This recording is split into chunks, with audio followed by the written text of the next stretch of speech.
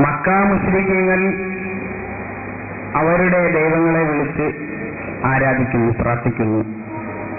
എന്നാൽ സുന്നികൾ അവരുടെ മഹാന്മാരെ വിളിച്ച് പ്രാർത്ഥിക്കുന്നു. അദ്ദുആഉ ഹുവൽ ഇബാദ, ദുആ ആണ് ഇബാദത്ത് എന്ന് നബി സല്ലല്ലാഹു അലൈഹി വസല്ലം നമ്മെ പഠിപ്പിച്ചിരിക്കുകയാണ്. അപ്പോൾ ഈ കാണിക്കുന്നത് തനിച്ച ശിർക്കല്ലേ? മക്കാ മുശ്രിക്കുകൾ അവരുടെ ലാലയെയും ഉസ്സയെയും അവർ ആരാധിച്ചിരുന്ന ദൈവങ്ങളെയും ഒക്കെ വിളിക്കുന്നതും ആരാധിക്കുന്നതും പോലെയല്ലേ സുന്നികളായ ആളുകൾ മഹാരഥന്മാരെ വിളിച്ചുകൊണ്ട് യാ ശൈഖ് മുഹീദ്ദീൻ അബ്ദുൽ ഖാദിർ ജിലാനി അതുപോലെയുള്ള മഹാരഥന്മാരെ വിളിച്ചുകൊണ്ട് ഇസ്തിഗാസ നടത്തുക എന്നത് അതും മറ്റു മതവിശ്വാസികൾ മക്കയിലെ മുശ്രിക്കുകളൊക്കെ അവരുടെ ആരാധ്യ വസ്തുക്കളെ വിളിക്കുന്നതിന് തുല്യമല്ലേ എന്നാണ് ചോദ്യം. ആ ലളിതമായ ചോദ്യത്തിന് അതിലും ലളിതമായ മറുപടി അങ്ങനെയല്ല. കാരണം മക്കാ മുശ്രിക്കുകൾ അവരുടെ ആരാധ്യ വസ്തുക്കളെ ആരാധിച്ചിരുന്നത്, ബഹുമാനിച്ചിരുന്നത്, ആദരിച്ചിരുന്നത്, വണങ്ങിയിരുന്നത് ആരാധനാ വീക്ഷണത്തോടുകൂടെയാണ്. അദ്ദേഹം ഒരു ഹദീസ് ഓതിയല്ലോ, അദ്ദുആഉൽ ഇബാദ. അദ്ദുആഉകൾ എല്ലാ ദുആയും ഇബാദത്താ. വിശുദ്ധ ഖുർആനിൽ 237ഓളം സ്ഥലങ്ങളിൽ 16ഓളം അർത്ഥങ്ങളിൽ ദുആ എന്ന വേർഡ് പ്രയോഗവൽക്കരിക്കുന്നുണ്ട്. അതിൽ ഒരർത്ഥമാണ് ഇബാദത്ത്.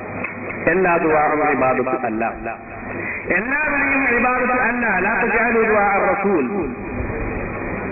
അതുപോലെ തന്നെ ഹബീബായ നബി തങ്ങൾ പറഞ്ഞു, തറക ദൈനൻ ഔ ദൈഅതൻ ഫദഊനി, എന്നോട് നിങ്ങൾ അപേക്ഷിക്കുക, ചോദിക്കുക ദുആയിലേക്ക്. ഇമാം മുസ്ലിം റിപ്പോർട്ട് ചെയ്ത ഹദീസാണ്. അതുകൊണ്ട് എല്ലാ ദുആഉം ഇബാദത്ത് അല്ല, എല്ലാ അർച്ചനയും എല്ലാ അപേക്ഷയും ആരാധനയല്ല. നേരെ മറിച്ച് എപ്പോഴാണ് ഒന്ന് ആരാധനയായിരുന്നത്? മക്കാ മുശ്രിക്കുകൾ അവരുടെ പാത്രങ്ങളെ ബഹുമാനിച്ചപ്പോൾ, ആദരിച്ചപ്പോൾ അത് അവർക്കുള്ള ആരാധനയായി ഖുർആൻ ശിർക്കായി പരിചയപ്പെടുത്തുന്നു. മഹാന്മാരായ ആളുകളെ വിശ്വാസം നടത്തുമ്പോൾ അത് ശിർക്ക് അല്ല എന്ന് നാം സവിസ്തരം പ്രമാണത്തിൽ അധിഷ്ഠിതമായി പറയുന്നു. കാരണം എന്ത്? ഒരു വിഷയം ശിർക്കും തൗഹീദും ആവുന്നതിന്റെ മാനദണ്ഡം എന്താണെന്നറിയാത്തതിന്റെ പേരിലാണ്. അർപ്പിക്കുന്ന വ്യക്തി അർപ്പിക്കപ്പെടുന്ന ശക്തിയെ സംബന്ധിച്ച് എന്ത് വിശ്വസിക്കുന്നു? ബഹുമാനിക്കുന്ന വ്യക്തി ബഹുമാനിക്കപ്പെടുന്ന ശക്തിയെ സംബന്ധിച്ച് എന്ത് വിശ്വസിക്കുന്നു? ആദരിക്കുന്ന വ്യക്തി ആദരിക്കപ്പെടുന്ന ശക്തിയെ സംബന്ധിച്ച് എന്ത് വിശ്വസിക്കുന്നു? ഇവിടെയാണ് തൗഹീദ് ശിർക്കിന്റെ മാനദണ്ഡം. നമുക്കറിയാം, ബഹുമാനപ്പെട്ട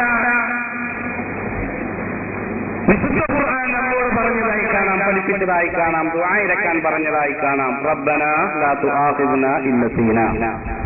പടച്ച തമ്പുരാനെ, ഞങ്ങളെ ഒരിക്കലും നീ പിടിച്ചു ശിക്ഷിക്കരുത് മറന്നുപോയതിന്റെ പേരിൽ എന്ന് നാം അല്ലാഹു ദുആ ഇറക്കുന്നു. അത് ഇബാദത്താണ്. എന്തുകൊണ്ട്? ഈ ദുആ ഇറക്കുന്ന വ്യക്തി അപേക്ഷിക്കപ്പെടുന്ന അല്ലാഹുവെ സംബന്ധിച്ച് ഇലാഹാണ് എന്ന് വിശ്വസിക്കുന്നതാണ് വിഷയം. രണ്ടാമതായി സൂറത്തുൽ കഹ്ഫിൽ കാണാം, ബഹുമാനപ്പെട്ട ഖദർ നബി അലൈഹിസ്സലാമിനോട് മൂസാ നബി അലൈഹിസ്സലാം ഓർമ്മപ്പെടുത്തിയതായി കാണാം. വലാ തുആഖിദ്നി ബിമാ നസീതു.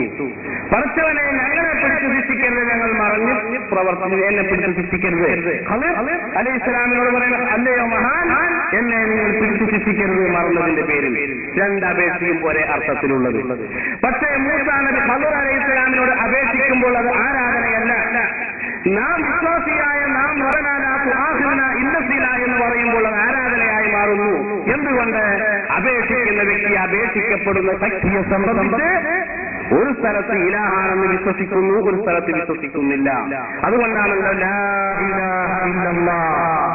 അല്ലാഹുവിന്റെ തൗഹീദ് എന്ന മഹത്തായ ദൗത്യ നിർവഹണത്തിന് വേണ്ടി ലക്ഷക്കണക്കിനായ അമ്പിയാക്കൾ ഇവിടെ നിയുക്തരാകുമ്പോൾ അവർ ഇവിടെ പഠിപ്പിച്ചു തന്ന ആദർശവാക്യമാണ് ലാ ഇലാഹ ഇല്ലല്ലാഹ്. ലാ ഇലാഹ ഇല്ലല്ലാഹ് എന്നാൽ എന്താ അർത്ഥം? അല്ലാഹു അല്ലാതെ ഒരു ഇലാഹുമില്ല, അല്ലാഹു അല്ലാതെ ഒരു ഇലാഹുമില്ല എന്ന കലിമത്തിൽ പഠിപ്പിക്കുന്നു, നാം മനസ്സിലാക്കുന്നു.